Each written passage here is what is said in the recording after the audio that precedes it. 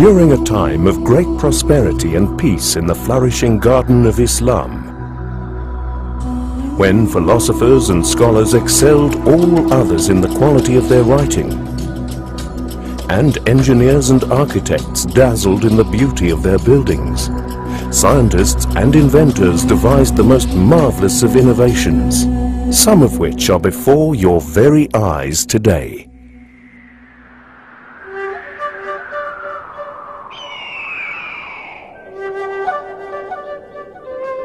Of all the creatures that surrounded him, man envied the birds most of all.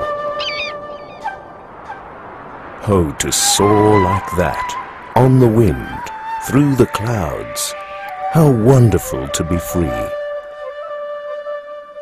and how impossible. But to certain people, nothing is.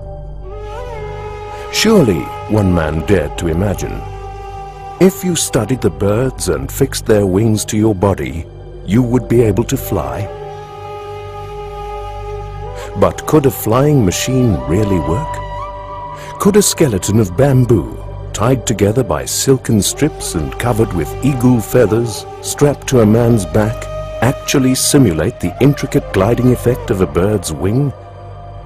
Where a delicate aerodynamic balance exists, to enable a forceful stream of air to flow over and under its wings, lifting and propelling the bird forward, allowing it to fly. And so the inventor of the flying machine, Abbas bin Firnas, presented himself to the crowds on a hill near Cordoba, Spain, in the year 880, where, as the chronicles recount, he covered his body in a bird costume, guided himself into the harness, and told the crowd, by guiding these wings up and down, I should ascend like the birds. If all goes well, after soaring for some time, I shall return safely by your side.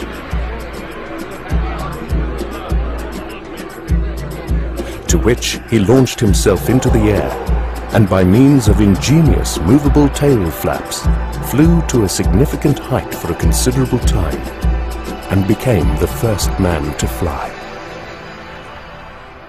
Now, Abbas bin Firnas was 70 years old by the time he became the first aviator. Yet he had, as a poet, astrologer, musician and astronomer, long been a principal member of the cultural court of the great Umayyad Caliphate in Andalusia, Spain, during the late 800 CE. Its capital, Cordoba, was flowering with scientific invention and artistic ideas. And in this rich, exciting environment, he delighted in the mystery of the unknown, perfecting the cutting of crystals and widely influencing the development of astronomy in Europe. Yet it was his flying machine which astonished his colleagues in the Muslim scientific community most, chronicling him as the man who jumped off the earth. In time, others followed Abbas bin Firnas. The Turkish flyer, Ahmad Chalabi, launched himself over the Bosphorus in the 17th century. Florentine artist and scientist Leonardo da Vinci designed flapping wing machines, gliders and helicopters. Further attempts at gliding, though, were only made 2 centuries later, 1,000 years after Abbas bin Firnas. And only in the 20th century were the principles of gliding and soaring on air currents finally understood, inspired by a man who so treasured the boundless sky over his beloved Andalusian Caliphate that he wished to reach out and touch it.